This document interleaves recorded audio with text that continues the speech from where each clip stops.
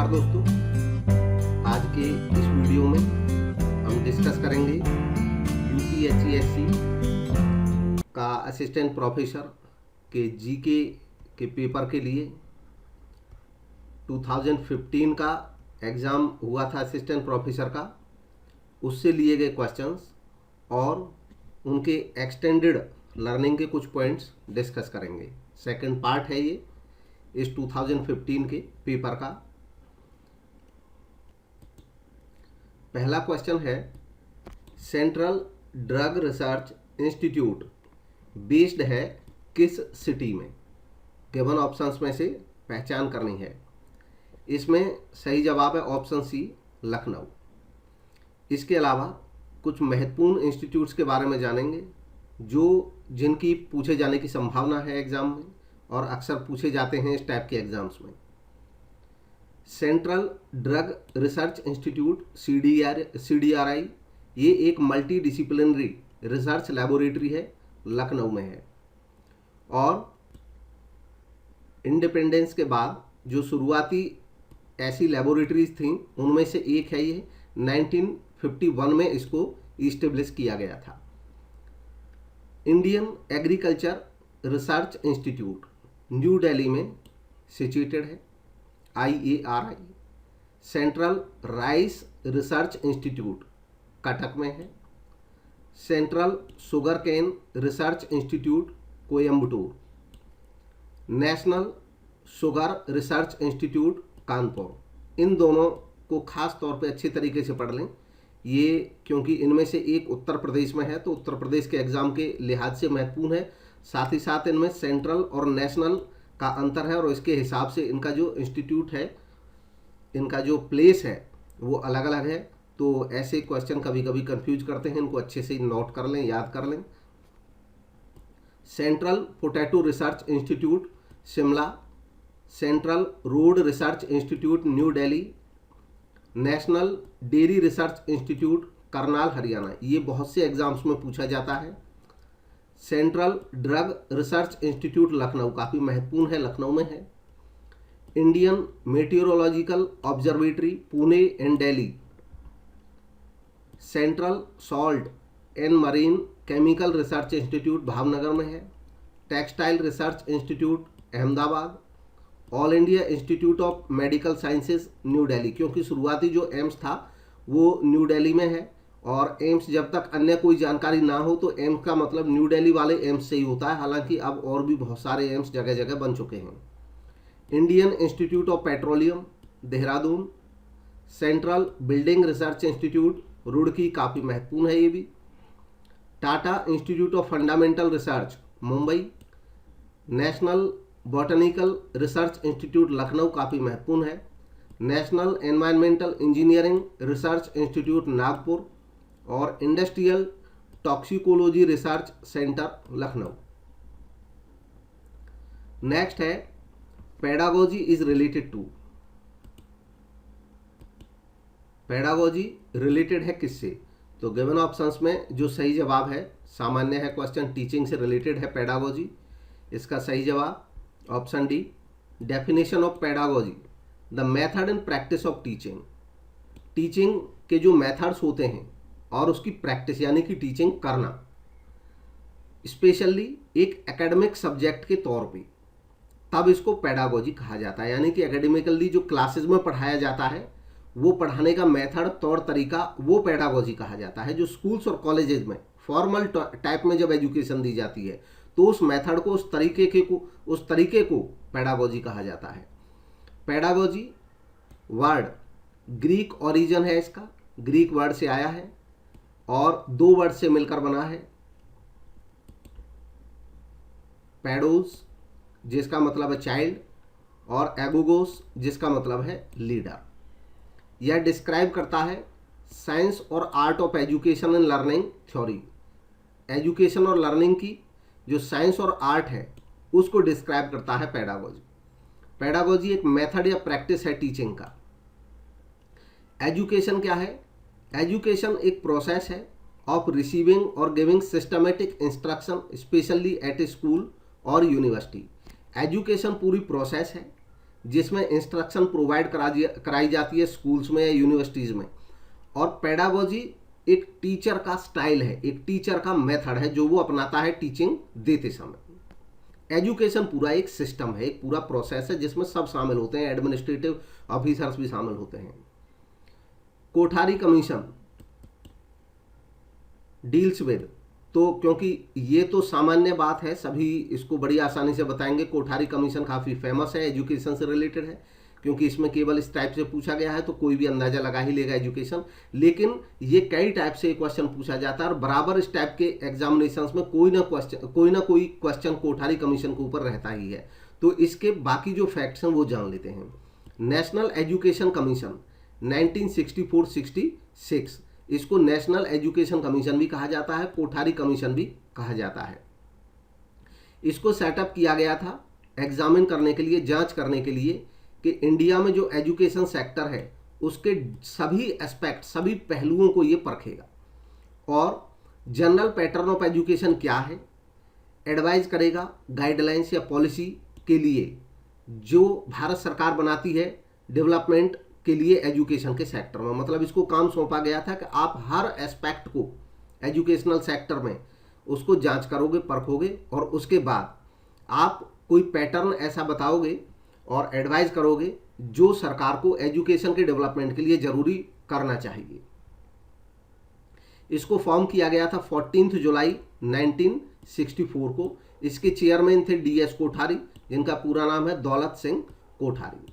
ये चेयरमैन थे university grant commission के, UGC के। इसके अलावा यूनिवर्सिटी एजुकेशन कमीशन ये भी काफ़ी फेमस है। बाकी जो फेमस कमीशन बने 1948-49 में यूनिवर्सिटी एजुकेशन कमीशन, 1952-53 में सेकेंडरी एजुकेशन कमीशन, 1964-66 में एजुकेशन कमीशन और 2009 में नेशनल नॉलेज कमीशन। इनके बारे में आप और पढ़ लेंगे तो अच्छा ही रहेगा। आप डेफिनेट समझिए, एक ना एक क्वेश्चन इनमें से जरूर आएगा ही किसी टाइप का, तो और इनके ऊपर थोड़ा सा आप पढ़ सकते हैं एलाबोरेशन के लिए। The headquarters of the university grant commission is situated at, university grant commission के हेडक्वार्टर्स कहाँ पे सिचुएटेड हैं? तो ये भी सिंपल है, ऑप्शन सी न्यू दिल्ली। लेकिन इससे रिलेटेड क्वेश्चंस और भी आ सकते हैं और इसलिए इसके बारे में थोड़ा और डिटेल जानें। इट्स हेडक्वार्टर, इसका हेडक्वार्टर न्यू दिल्ली में है जो कि 1956 में बना। इसके 6 रीजनल सेंटर्स हैं, पुणे, भोपाल, कोलकाता, हैदराबाद, गुवाहाटी और बेंगलोर। इसी टाइप का क्वेश्चन UPSC में ये और बार भी पूछा जा चुका है, जिसमें ये पूछे थे कि इनके कितने ऑफिसेज हैं UGC के। तो वहां पे ऑप्शन जो था वो 7 था, 6 ऑप्शन कहीं था ही नहीं। तो 7 ऑप्शन इसलिए सही हो गया था वहां पे तब कि 6 रीजनल सेंटर बाकी जगह हैं और जो UGC का हेडक्वार्टर है दिल्ली में, तो वो इस दिल्ली वाले एरिया के लिए एक रीजनल सेंटर का भी काम करता है। इसके अलावा UGC मॉडल्ड हुआ university grant committee of UK, यानी कि ये इसका आधार था, इसके तर्ज पे बनाया गया। UK में जो यूनिवर्सिटी ग्रांट कमेटी है उसी के तर्ज पे UGC बनाया गया भारत सरकार में। University grant commission formerly inaugurate किया गया था श्री मौलाना अबुल कलाम आज़ाद के द्वारा, जो कि हमारे फर्स्ट एजुकेशन मिनिस्टर भी थे। उस समय ये एजुकेशन मिनिस्टर थे, natural resources and scientific research के भी मिनिस्टर थे। 28 दिसंबर 1953 को उस समय इसकी स्थापना इनके द्वारा की गई थी। लेकिन इसको जब कभी पूछा जाता है एग्जाम्स में तो 1956 इसका इस्टेब्लिशमेंट माना जाता है। उसका कारण ये है कि पहले सिंपली इसकी स्थापना कर दी गई थी एक संस्था के तौर पे, लेकिन बाद में फॉर्मली एक UGC एक्ट बनाया गया, UGC एक्ट 1956 के तहत। और UGC एक्ट 1956 के तहत बाद में इसको एक स्टैट्यूटरी बॉडी डिक्लेयर किया गया। स्टैट्यूटरी बॉडी उस संस्था को कहते हैं जिसके लिए अलग से कोई एक्ट बन जाता है, कोई स्टैट्यूट बन जाता है। तो क्योंकि UGC एक्ट बन गया 1956, इसलिए उसके बाद ये स्टैट्यूटरी बॉडी कहा जाने लगा। और स्टैट्यूटरी बॉडी का अंतर ये आ जाता है कि जब स्टैट्यूटरी बॉडी बन जाती है कोई संस्था तो सरकार का जो डायरेक्ट दखलंदाजी है, कंट्रोल है, उसमें कमी आती है, क्योंकि उस एक्ट के जो प्रावधान है उनके अनुसार फिर संस्था का संचालन होता है। नेक्स्ट क्वेश्चन है, वन शुड बी ऑब्जेक्टिव या both subjective and objective in research. Research में ऑब्जेक्टिव होना चाहिए, सब्जेक्टिव होना चाहिए, दोनों चाहिए। तो सही जवाब है ऑप्शन ए, रिसर्च में ऑब्जेक्टिव होने की रिक्वायरमेंट होती है। ऑब्जेक्टिव का मतलब हो जाता है जहां पे बायसनेस की कोई संभावना नहीं बच जाती है, फैक्ट पे बेस्ड और टू द पॉइंट। सब्जेक्टिव ऐसा होता है जहां पे एनालिसिस डिफर कर सकता है और वहां पे जो बायसनेस है उसकी संभावना हो जाती है। तो रिसर्च होनी चाहिए ऑब्जेक्टिव ही, प्राइमरी जो एम है वो ऑब्जेक्टिव होना चाहिए रिसर्च के मामले में। बाकी रिसर्च के जो टाइप्स हैं उनके बारे में भी थोड़ा जान लेना बहुत जरूरी है, लगभग इन पे भी कोई ना कोई क्वेश्चन रहता ही है इन एग्जाम्स में। ऑब्जेक्टिव रिसर्च क्लेम करता है एक ट्रू और करेक्ट रियलिटी को, जो कि रिसर्च में जो भी इन्वॉल्व हैं उनके बायसनेस का उस पर कोई प्रभाव नहीं पड़ता है, इंडिपेंडेंट बनी रहती है, तब उसको ऑब्जेक्टिव रिसर्च कहा जाता है। इसके अलावा थ्योरेटिकल रिसर्च, थ्योरेटिकल रिसर्च को प्योर रिसर्च या बेसिक रिसर्च भी कहा जाता है और इसका फोकस रहता है नॉलेज जनरेट करने पे, ना कि किसी प्रैक्टिकल एप्लीकेशन के लिए। मतलब इसका जो मेन फोकस रहता है वो थ्योरी बिल्ड करना या नॉलेज जनरेट करना होता है थ्योरेटिकल रिसर्च का। इसके बाद है अप्लाइड रिसर्च, जैसा कि नाम से पता चल रहा है कि इसको अप्लाई किया जाता है किसी पर्टिकुलर सिचुएशन में। इसको यूज किया जाता है जनरेट करने के लिए एक प्रैक्टिकल साइंटिफिक नॉलेज जिसका हम तुरंत उपयोग कर सकें, और इसको यूज किया जाता है ज़्यादातर इंजीनियरिंग, कंप्यूटर साइंस और मेडिसिन के क्षेत्र में। हालांकि इनके अलावा भी यूज किया जा सकता है जहां पे हम अप्लाई करते हो किसी पर्टिकुलर थ्योरी को।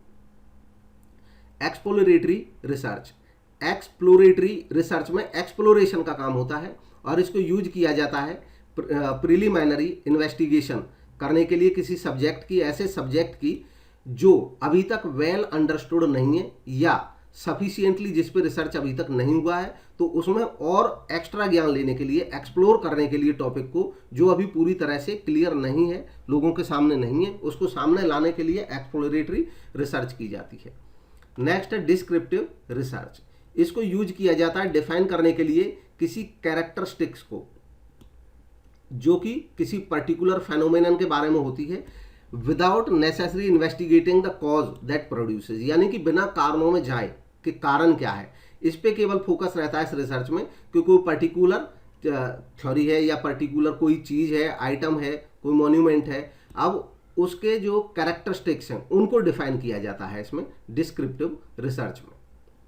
एक्सप्लेनेटरी रिसर्च, ये थोड़ा बढ़ के हो गया, use to establish cause and effect relationship. इसमें केवल डिस्क्रिप्शन नहीं होता है बल्कि एक्सप्लेनेटरी एक्सप्लेनेशंस होती हैं और cause and effect relationship setup किया जाता है।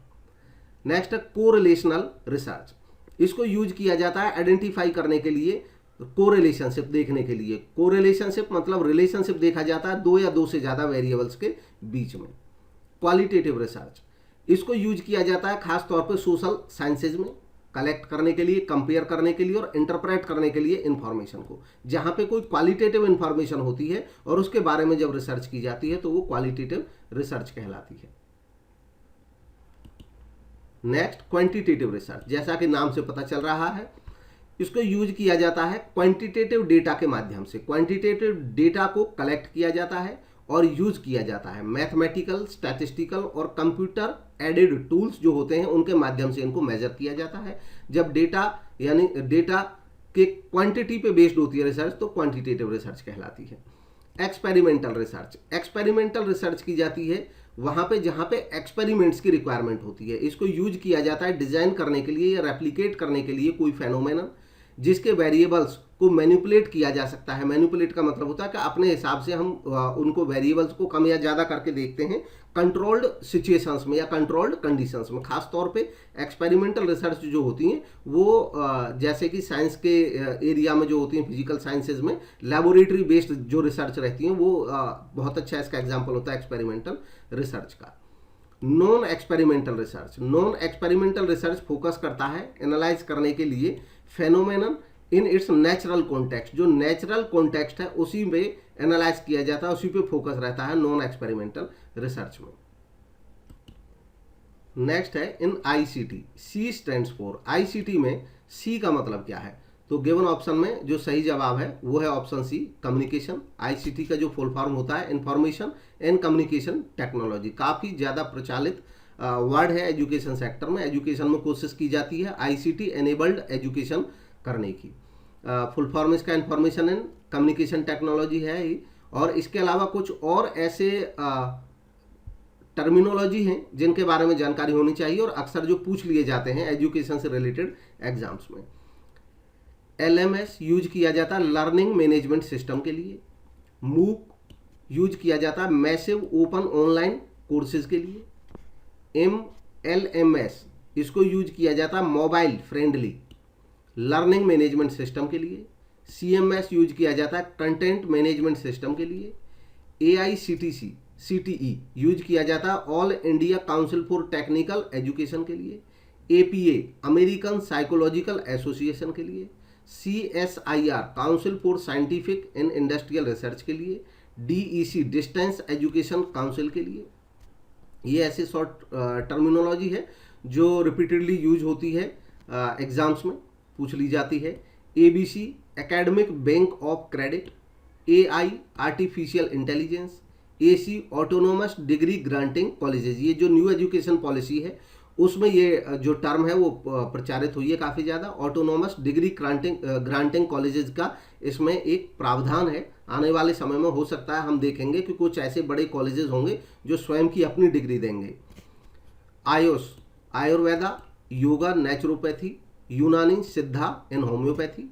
Cab CABE central advisory board of education. CBCS choice based credit system. CIET central institute of educational technology. CMP career management and progression. DIET district institute of education and training. DIKSHA digital infrastructure for knowledge sharing. GER gross enrolment ratio. HECI higher education commission of India. HEGC higher education grants council. HEI higher education institutions. ICAR Indian council of agricultural research. ICHR Indian council of historical research. ICMR Indian council of medical research. IDP institutional development plan. MERU या MERU multi disciplinary education and research universities. MOU memorandum of understanding. NAC national accreditation council. NAS national achievement survey. NCF national curriculum framework. NCFSC national curriculum framework for school education. NCFTE national curriculum framework for teacher education. NCTE national council for teacher education. NHEQF national higher education qualifications framework. NHERC national higher education regulatory council. NITI national institution for transforming India. NPE national policy on education. NRF national research foundation. NSQF national skills qualifications framework. NSSO national sample survey office. NTA national testing agency. Parakh performance assessment review and analysis of knowledge for holistic development. PFMS public financial management system. PTR pupil teacher ratio. SCERT state council of educational research and training. SDG sustainable development goals. SCZ special economic zone. देखिए SCZ famous है special economic zone के लिए, लेकिन नई education policy में special education zone के लिए भी SCZ वर्ड को यूज किया गया है। तो ये दोनों संदर्भ में यूज होता है, स्पेशल इकोनॉमिक जोन भी और स्पेशल एजुकेशन जोन भी। STEM STEM science technology engineering and mathematics. स्वयं study webs of active learning for young aspiring minds. TEI teacher education institutions. UDICE unified district information system for education. UNESCO, united nations educational, scientific and cultural organisation. तो ये थी famous terminology education से रिलेटेड। इसके बाद next है computer memory is measured in. Computer memory को measure किया जाता है किस में? तो वैसे तो सामान्य क्वेश्चन है, ऑप्शन सी बाइट। ज़्यादातर लोग जो कंप्यूटर के बारे में जानते हैं वो जानते ही होंगे, बाइट में यूज किया जाता है। लेकिन अब इस बाइट से रिलेटेड बहुत सारी टर्मिनोलॉजी पूछ ली जाती है अक्सर, इसका जो यूनिट है इसके मेजरमेंट से रिलेटेड। तो इसकी डिटेल देख लेते हैं, कई एग्जाम्स में ये देखने को मिली है। यूपीएससी के हर पेपर में एक ना एक क्वेश्चन इससे रिलेटेड रहा ही है।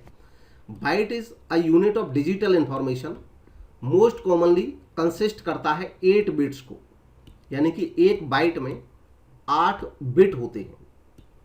और जो बिट होता है एक, वो रिप्रेजेंट करता है एक बाइनरी नंबर को।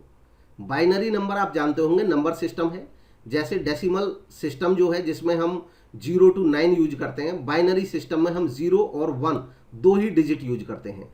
तो चाहे आप 0 डिजिट बोलो, तो 0 डिजिट का जो एक डिजिट है इसके स्पेस को हम बोलेंगे एक बिट के बराबर स्पेस।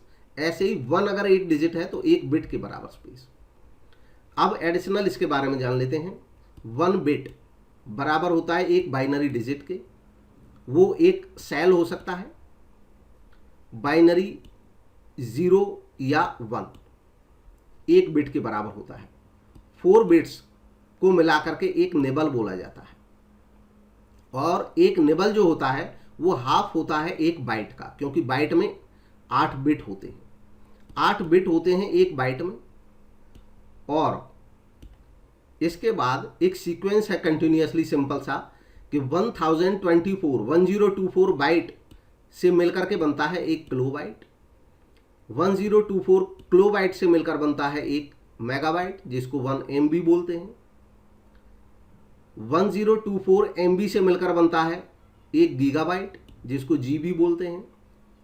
1024 गीगाबाइट से मिलकर बनता है एक टेराबाइट, जिसको TB बोलते हैं। 1024 टेराबाइट से मिलकर बनता है एक पेटाबाइट, PB बोलते हैं। और 1024 पेटाबाइट से मिलकर बनता है हेक्साबाइट, और 1024 हेक्साबाइट से मिलकर बनता है जीटाबाइट। हालांकि जो क्वेश्चन पूछा जाता है एग्जाम्स में वो आप यहाँ से 1 बिट से लेकर के और कम से कम 1 टेराबाइट तक, इन यूनिट्स को जरूर याद रखें। इनके ऊपर ही ज़्यादातर पूछा जाता है, इनमें से किसी एक के ऊपर। नेक्स्ट है मॉजिला इज। मॉजिला क्या है एक? तो गिवन ऑप्शंस में जो सही जवाब है इसका, मॉजिला तो एक कंपनी है, लेकिन मॉजिला जो टर्म यूज कर लेते हैं मॉजिला फायरफॉक्स के लिए होता है, और यह एक वेब ब्राउज़र है। वेब ब्राउज़र होता है जिससे हम अपने किसी वेबसाइट पे जाकर के और ब्राउज कर सकते हो। ब्राउज करने का मतलब होता है कि हम अपने सिस्टम से ही हम दूसरों की वेबसाइट्स पे घूम सकते हो, उनको ढूंढ सकते हो। तो ऑप्शन सी इसका सही जवाब है। और बाकी जो फेमस वेब ब्राउज़र्स हैं उनके बारे में जान लेते हैं। Most famous web browsers, world wide web, ये भी एक वेब ब्राउज़र ही है। फरवरी 25, 1990 को ये बना। Mosaic, Netscape navigator and Netscape communicator, internet explorer, opera, Mozilla navigator, safari, Mozilla Firefox. Famous web browsers हैं, अक्सर इन पे क्वेश्चन पूछ लिया जाता है। नेक्स्ट है 19th question, which of the following perform modulation and demodulation. इनमें से कौन सा ऐसा इक्विपमेंट है जो मॉड्यूलेशन और डीमॉड्यूलेशन का काम करता है? गिवन ऑप्शन में सही जवाब है ऑप्शन डी। दरअसल इसका जो फुल फॉर्म है मॉडेम का वो है ही मॉड्यूलेशन और डीमॉड्यूलेशन। ये यूज किया जाता है पर्सनल कंप्यूटर्स जो होते हैं, और पर्सनल कंप्यूटर्स पे जब वायरलेस नेटवर्क अवेलेबल नहीं होता था तो टेलीफोन के वायर के थ्रू कनेक्शन आता था इंटरनेट के लिए, और उस इंटरनेट को कंप्यूटर उस टेलीफोन लाइन के साथ जो कम्युनिकेट कर सके डेटा का लेना और देना, उसके लिए यूज किया जाता है पर्टिकुलर डिवाइस जिसको मॉडेम बोला जाता है। तो सही जवाब ऑप्शन डी है। मॉडेम एक एब्रीवेशन है मॉड्यूलेटर डीमॉड्यूलेटर के लिए। ये एक ब्रॉडबैंड मॉडेम होता है, एक हार्डवेयर डिवाइस होता है जो कन्वर्ट करता है डेटा को ताकि ट्रांसमिट किया जा सके एक कंप्यूटर से दूसरे कंप्यूटर में टेलीफोन वायर के माध्यम से। इसके अलावा जो बाकी टर्म्स हैं उनके बारे में थोड़े जान लेते हैं, इन पे भी अक्सर क्वेश्चन पूछ ही लिया जाता है। मदरबोर्ड को मेन बोर्ड भी बोल दिया जाता है, मेन सर्किट बोर्ड भी बोला जाता है और शॉर्ट में इसको मॉबो भी बोल दिया जाता है। यह एक मेजर या मेन प्रिंटेड सर्किट बोर्ड होता है, प्रिंटेड रहता है, सर्किट बोर्ड रहता है, एक कंप्यूटर में लगा रहता है। मदरबोर्ड एक कंप्यूटर का सेंट्रल कम्युनिकेशन के लिए बैकबोन होता है, कनेक्टिविटी पॉइंट्स होता है, क्योंकि एक कंप्यूटर में जितने भी डिवाइसेस अटैच होते हैं अल्टीमेटली वो मदरबोर्ड से ही आकर के अटैच होते हैं और मदरबोर्ड के माध्यम से ही एक दूसरे के साथ कम्युनिकेट करते हैं। सेंट्रल प्रोसेसिंग यूनिट जिसको सेंट्रल प्रोसेसर भी कहा जाता है, मेन प्रोसेसर भी कहा जाता है और केवल प्रोसेसर भी इसको बोला जाता है। यह मेन पार्ट होता है किसी भी डिजिटल कंप्यूटर सिस्टम का। ये कंपोज्ड होता है मेन मेमोरी से, मतलब इसके जो पार्ट होते हैं वो होते हैं मेन मेमोरी यूनिट जिसको कहा जाता है, कंट्रोल यूनिट जिसको कहा जाता है, अर्थमेटिक लॉजिकल यूनिट कहा जाता है ALU। तो memory, control unit, arithmetic logical unit से मिलकर के बनता है CPU।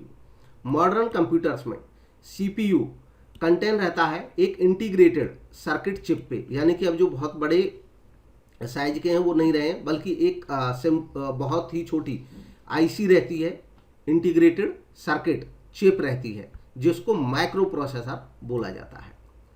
Personal computer PC, personal computer एक मल्टीपर्पज कंप्यूटर होता है, यानी कि ऐसा कंप्यूटर डिफरेंट टाइप के होते हैं। जैसे रिसर्च में जो कंप्यूटर यूज होते हैं वो कंप्यूटर जरूरी नहीं है, आमतौर पे हम लोग जो देखते हैं वो पर्सनल कंप्यूटर की पिक्चर हमारे माइंड में होती है। जो हम लोग सामान्य यूजर होते हैं कंप्यूटर के, हमें एक मॉनिटर वाला कंप्यूटर यानी कि जिसकी स्क्रीन हो, जिस पे कीबोर्ड हो, हम उसको कंप्यूटर समझते हैं। लेकिन जरूरी नहीं है कंप्यूटर में कोई रहना हो, कोई कीबोर्ड या ये अलग अलग टाइप के होते हैं, फंक्शंस होते हैं उनके, बस ऑटो सिस्टम रहता है कि वो कुछ ना कुछ कैलकुलेशन जो कंप्यूटेशन का काम करते हैं। लेकिन आमतौर पे हम लोग जिस कंप्यूटर को समझते हैं वो एक पर्सनल कंप्यूटर है। यह एक मल्टीपर्पज कंप्यूटर होता है क्योंकि ये मल्टीपर्पज में यूज आ जाता है, हम कुछ भी काम कर सकते हैं इस पर। इसके साइज, कैपेबिलिटी और प्राइस फिजिबल होते हैं इंडिविजुअल यूज के लिए। बाकी जो कंप्यूटर्स होते हैं वो बहुत महंगे होते हैं जो साइंटिफिक पर्पज़ के होते हैं या स्पेसिफिक पर्पज़ के लिए होते हैं। पर्सनल कंप्यूटर का ये इंटेंडेड होते हैं, मतलब इनका जो मकसद होता है वो होता है कि ये ऑपरेट किए जा सकें डायरेक्टली एक एंड यूज़र के द्वारा। इसके लिए हमें किसी कंप्यूटर एक्सपर्ट की या टेक्नीशियन की ज़रूरत नहीं होती है। तो सामान्य टाइप के इसमें लैपटॉप या डेस्कटॉप भी हो सकते हैं, उनको सबको PC या पर्सनल कंप्यूटर बोला जाता है। नेक्स्ट क्वेश्चन है मेन, MAN स्टैंड्स फॉर। तो कंप्यूटर की टर्मिनोलॉजी में जो मेन है इसका फुल फॉर्म है मेट्रोपॉलिटन एरिया नेटवर्क। नेटवर्क का मतलब होता है जिसमें बहुत सारे कंप्यूटर्स जुड़े हुए हैं, एक ऐसा सिस्टम जिसके माध्यम से कंप्यूटर्स आपस में जुड़े रहते हैं, उसको कंप्यूटर की लैंग्वेज में नेटवर्क कहा जाता है। अब ये नेटवर्क एरिया के आधार पर डिवाइस हो सकता है, जैसे एक मेट्रोपॉलिटन सिटी तकरीबन एक पूरे शहर में, शहर के कंप्यूटर्स जिस सिस्टम से जुड़े हुए हों, दूसरे शहर से नहीं जुड़े होंगे उस शहर के, मतलब एक ही शहर में जो काम करता है वो मेन टाइप का नेटवर्क रहता है। इसके अलावा कुछ और इसके बारे में जान लेते हैं, अक्सर इस पे भी कोई ना कोई क्वेश्चन रहता है किसी टाइप का। मेट्रोपॉलिटन एरिया नेटवर्क मेन एक कंप्यूटर नेटवर्क है। ये इंटरकनेक्ट करता है यूजर को कंप्यूटर रिसोर्सेज से एक ज्योग्राफिकल एरिया में या रीजन में। इसका जो एरिया होता है वो लोकल एरिया नेटवर्क से थोड़ा बड़ा होता है। लोकल एरिया नेटवर्क का मतलब क्या हो गया कि जैसे कोई कंपनी है, कोई फैक्ट्री है, तो वो एक नेटवर्क लगाए और उस फैक्ट्री के जो कंप्यूटर्स हैं वो आपस में टच रहें, तो केवल एक लोकल एरिया नेटवर्क हो गया। इससे ये थोड़ा बड़ा हो सकता है, but smaller than the area covered by the वैन wide area network. Wide area network wide होता है, ये कंट्री लेवल पे या स्टेट लेवल पे भी हो सकता है। इसके अलावा टाइप्स ऑफ कंप्यूटर नेटवर्क के डिफरेंट टाइप हो सकते हैं। पर्सनल एरिया नेटवर्क हो सकता है, केवल स्वयं पर्सनल एरिया नेटवर्क हो गया कि मान लो किसी ने अपने घर में लगा रखा है, 2-3 रूम्स हैं और वो किसी और को अलाउ नहीं करेगा, अपने किसी भी रूम में बैठ करके नेट चला सकते हैं। इसके अलावा लेन लोकल एरिया नेटवर्क, वैन वाइड एरिया नेटवर्क और बड़ा हो जाएगा। Wireless local area network VLAN जिसमें वायरलेस रहता है। कैंपस एरिया नेटवर्क, किसी यूनिवर्सिटी या संस्था के कैंपस में केवल वो पॉसिबिलिटी रहती है, एक्सेस रहता है उसका। Metropolitan area network main, storage area network Sen, या सिस्टम एरिया नेटवर्क। तो ये डिफरेंट टाइप के नेटवर्क हो सकते हैं। सबसे ज़्यादा जो प्रचलित हैं या जो एग्जाम में पूछे जाते हैं वो पूछे जाते हैं या तो वैन वाइड एरिया नेटवर्क, या लेन लोकल एरिया नेटवर्क, और या मेन मेट्रोपॉलिटन एरिया नेटवर्क। इनको जरूर याद रखें, ज़्यादातर इनमें से पूछा जाता है। नेक्स्ट है अगला question, first agricultural university in India. India में सबसे पहली एग्रीकल्चरल यूनिवर्सिटी इस्टेब्लिश कहाँ पे हुई थी? तो सही जवाब है इसका ऑप्शन डी, पंतनगर। इसके बारे में थोड़ा और जान लेते हैं। Govind Ballabh Pant university of agriculture and technology first agriculture university है इंडिया की। इसका इनॉग्रेशन किया गया था पंडित जवाहरलाल नेहरू के द्वारा 17 नवंबर 1960 को उत्तर प्रदेश एग्रीकल्चरल यूनिवर्सिटी के नाम से पंतनगर में, जो कि ऊधम सिंह नगर में पड़ता है। पहले ये उत्तर प्रदेश में ही होता था, लेकिन अब ये उत्तराखंड में है। इसका नेम चेंज हो गया था 1972 में उत्तर प्रदेश के फर्स्ट चीफ मिनिस्टर के नाम पे, उनकी याद में, जो कि एक भारत रत्न रेसिपिएंट भी थे, पंडित गोविंद बल्लभ पंत। इसके अलावा कुछ महत्वपूर्ण institute of national importance in UP, UP के ऐसे इंस्टीट्यूट जो करंट में यानी कि 2021 में जब हम पढ़ रहे हैं उसमें कौन कौन से इंस्टीट्यूट हैं जो नेशनल इंपोर्टेंस इंस्टीट्यूट कहे जाते हैं और उत्तर प्रदेश के हैं, इनके बारे में जानना जरूरी है। इनसे रिलेटेड कोई ना कोई क्वेश्चन हो सकता है आने वाले एग्जाम्स में।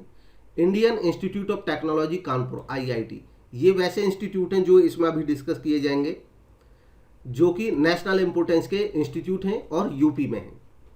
IIT कानपुर, नेशनल इंस्टीट्यूट 1959 में, Indian institute of information technology IIIT Allahabad में, Motilal Nehru institute of technology Allahabad में, all India institute of medical sciences Raebareli में। जो नए एम्स बने हैं उसमें यूपी में भी एम्स बने हैं, और यूपी में जो एम्स हैं उनमें एक रायबरेली में और एम्स दूसरा गोरखपुर में। इसके अलावा national institute of pharmaceutical education and research Raebareli में, Rajiv Gandhi institute of petroleum technology Amethi में, Indian institute of technology BHU Varanasi. BHU में पहले ये दूसरे नाम से था, काफ़ी पुराना है, लेकिन अभी इसका नाम इंडियन IIT मतलब Indian institute of technology IIT नाम से है। वाराणसी में 1999 में यह बना था, तब इसका नाम IIT नहीं था। इसके अलावा IIIT Lucknow, footwear design and development institute Noida 1986 से है, और IIM लखनऊ 1984 से। नेक्स्ट क्वेश्चन देखेंगे, which Indian state was first to ban plastic carry bags. कौन सा प्रदेश था जिसने सबसे पहले जो प्लास्टिक के कैरी बैग थे उन पर प्रतिबंध लगाया? तो इसका सही जवाब है ऑप्शन बी, हिमाचल प्रदेश पहला स्टेट था जिसने प्लास्टिक कैरी बैग पर प्रतिबंध लगाया था, और अभी बहुत सारे स्टेट में इस पर प्रतिबंध लगाया जा चुका है, लेकिन इन प्रैक्टिस देखने में कम ही आता है। हिमाचल प्रदेश पहला स्टेट था कंट्री में जिसने बैन किया था प्लास्टिक की कैरी बैग्स को 2009 में। NGT नेशनल ग्रीन ट्रिब्यूनल ने इम्पोज किया एक interim ban non biodegradable plastic bag, यानी कि ऐसे प्लास्टिक बैग जो बायोडिग्रेडेबल नहीं है, मतलब जो नष्ट नहीं होते हैं और जमीन को पॉल्यूट करते हैं। Which are less than 50 microns, जो 50 माइक्रोन से कम के हैं उन पर प्रतिबंध लगाया है केवल अभी। सिक्किम पहला स्टेट था इंडिया में जिसने अचीव किया status of plastic bag free status. तो सिक्किम वो पहला स्टेट था जिसने अचीव किया स्टेटस प्लास्टिक फ्री बैग का। उत्तर प्रदेश ने भी एनफोर्स किया एक blanket ban all varieties of polythene bags पे इररेस्पेक्टिव ऑफ देयर थिकनेस, बिना किसी थिकनेस पे। हालांकि ये संभव नहीं हुआ, शुरुआत में इस पर कोशिश की गई, लेकिन अभी तक कोई सही बना नहीं है कंट्रोल मैकेनिज्म, जिस पे अभी काम चल ही रहा है। प्लास्टिक बैग्स जिनका थिकनेस लेस देन 50 माइक्रोन्स है वो ऑल इंडिया लेवल पे वैसे एनजीटी के द्वारा बैंड है। नेक्स्ट है 23rd, इसमें पूछा गया है in social forestry plantation of which type of trees is encouraged. Social forestry programme के तहत किस टाइप के पेड़ों का प्लांटेशन एनकरेज किया जा रहा है। तो सही जवाब है मल्टीपर्पज टाइप, डिफरेंट टाइप के, कोई स्पेसिफिक टाइप के नहीं है, मल्टीपर्पज टाइप के पेड़ों को प्रमोट किया जा रहा है स्कीम के तहत। सोशल फॉरेस्ट्री का उद्देश्य है कि प्लांटेशन को राइज किया जाए, बढ़ाया जाए कॉमन मैन के द्वारा, यानी कि एक आम व्यक्ति भी वृक्ष लगाने का काम करे, और ग्रोइंग डिमांड टिम्बर की, चाहे फ्यूल की, चाहे वुड की, चाहे फॉडर की, इन सब की पूर्ति हो सके जिससे। सोशल फॉरेस्ट्री का मतलब है management of forest for the benefit of local community, local community के बेनिफिट के लिए फॉरेस्ट का मैनेजमेंट। यह इंक्लूड करता है अपने आप में aspect of forest management, forest protection and afforestation of deforested land. जो डिफोरेस्टेड लैंड है, जिन पे पेड़ कट चुके हैं, उन पे फिर से एफोरेस्टेशन करना, पेड़ लगाना, with the objective of improving rural environmental and social development. Next है 24th क्वेश्चन, इसमें पूछा गया है which state in India is the largest producer of coffee. Coffee का सबसे बड़ा प्रोड्यूसर कौन सा है। तो सही जवाब है ऑप्शन ए कर्नाटका। कर्नाटका सबसे बड़ा प्रोड्यूसर है कॉफी का, ये इसका सही जवाब है। कर्नाटका लार्जेस्ट प्रोड्यूसर है कॉफ़ी का इंडिया में, जो कि लगभग 70% ऑफ टोटल कॉफ़ी जो हमारे कंट्री में प्रोड्यूस होती है उसका लगभग 70% अकेला कंट्रीब्यूट करता है, योगदान करता है। इसके अलावा बाकी जो लार्जेस्ट प्रोड्यूसर स्टेट्स हैं 2021 में, करंट में, वर्तमान में, अलग अलग वैरायटीज़ में, अलग अलग फसलों में, क्रॉप्स में, उनको जान लेते हैं, या मेटल्स में। तो शुगर केन में उत्तर प्रदेश फर्स्ट है, पोटैटो उत्तर प्रदेश फर्स्ट है, टी आसाम फर्स्ट है, paddy rice West Bengal first है, व्हीट उत्तर प्रदेश फर्स्ट है, सैफरन जम्मू कश्मीर फर्स्ट है। तो कम से कम जिनमें उत्तर प्रदेश फर्स्ट है उसको तो बहुत अच्छे से याद रखें जरूर। जूट वेस्ट बंगाल फर्स्ट है, टोबैको आंध्र प्रदेश फर्स्ट है, बनानास तमिलनाडु फर्स्ट है, अनियन महाराष्ट्र फर्स्ट है, कैशू नट्स महाराष्ट्र फर्स्ट है, कसावा तमिलनाडु फर्स्ट है, ब्लैक पेपर केरला फर्स्ट है, कॉटन गुजरात, लीचीज़ बिहार की लीची, garlic Madhya Pradesh, coffee Karnataka, large cardamom Sikkim, bamboos Assam, small cardamom Kerala, chilli Andhra Pradesh and groundnut Gujarat. इसके अलावा seedless variety of mango, mango की ऐसी वैरायटी जिसमें सीड नहीं होता है, वो कौन सी है। तो गिवन ऑप्शन में सही जवाब डी यानी कि सिंधु। सिंधु ऐसी वैरायटी है जो कि सीडलेस है। सिंधु एक सीडलेस मैंगो है जो कि हाइब्रिड वैरायटी है मैंगो की। ये रिच, स्वीट और डिस्टिंक्टिव फ्लेवर है इसमें, हालांकि इसका जो फाइबर है वो बाकी वैरायटी से इसमें कम है। नेक्स्ट है among Sufi cents who settled Ajmer. Sufi cents में से अजमेर में कौन सेटल हुआ। देखिए जो सूफी सेंट्स हैं उन पे भी क्वेश्चन एक ना एक आ जाता है, तो जो फेमस सूफी सेंट्स हैं उनके बारे में भी जरूर थोड़ा थोड़ा पढ़ लें, कौन सूफी सेंट कहाँ पे फेमस थे। तो गिवन ऑप्शन में सही जवाब है ऑप्शन ए शेख मोइनुद्दीन चिश्ती। इसके अलावा चिश्ती ऑर्डर, ये चिश्ती ऑर्डर के एक सेंट थे, इस्टेब्लिश हुआ इंडिया में ख्वाजा मोइनुद्दीन चिश्ती के द्वारा ही। वो उनका जन्म हुआ था 1143 ईडी में इन सियस्तान इन पर्सिया, पर्सिया के सियस्तान में। इंडिया में वो आए अराउंड 1192 ईडी में और अजमेर में सेटल हुए। बाकी निजामुद्दीन औलिया ये दिल्ली में settled. Sheikh Salim Chishti Sufi saint, ये एम्परर अकबर के समय, और ये सेटल हुए थे सीकरी में। सीकरी आगरा के नज़दीक एक जगह है। Next who was the first governor general of India. तो सही जवाब है option B Lord William Bentinck. तो इसमें खास तौर पे पढ़ लें, इन पे भी लगभग एक क्वेश्चन आ जाता है कि गवर्नर जनरल और वायसराय, फर्स्ट और लास्ट, इंडिया के भी और बंगाल के भी, इसके बारे में जानना बहुत जरूरी है। वॉरेन हेस्टिंग्स 7485 में फर्स्ट गवर्नर जनरल थे बंगाल के, जो कि कंपनी के अंडर थे, यानी कि तब तक ईस्ट इंडिया कंपनी का शासन था, डायरेक्ट ब्रिटिश सरकार के हाथ में नहीं था। तो जो वॉरेन हेस्टिंग्स थे ये पहले गवर्नर जनरल थे लेकिन बंगाल के थे। बाद में जब इनका शासन बढ़ा अंग्रेजों का तो पूरे इंडिया पे शासन हो गया था। लॉर्ड विलियम बेंटिक 28 से 35, ये फर्स्ट गवर्नर जनरल थे इंडिया के पूरे भारत के। लॉर्ड केनिंग 56 से 62, ये लास्ट गवर्नर जनरल थे और फर्स्ट वायसराय थे इंडिया के, यानी कि लास्ट गवर्नर जनरल भी यही थे लॉर्ड केनिंग, और पहले वायसराय भी यही बने। लॉर्ड कर्जन 99 से 1905 में ये गवर्नर जनरल और वायसराय रहे इंडिया के।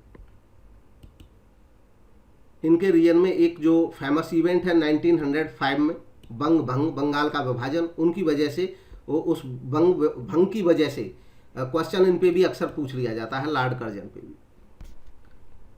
नेक्स्ट है, in which session Gandhi ji was the president of Indian national congress. INC के कौन से सेशन में गांधी जी प्रेसिडेंट रहे थे? तो सही जवाब है इसका ऑप्शन सी, बेलगांव अधिवेशन जो कांग्रेस था उसकी अध्यक्ष था गांधी जी ने की थी।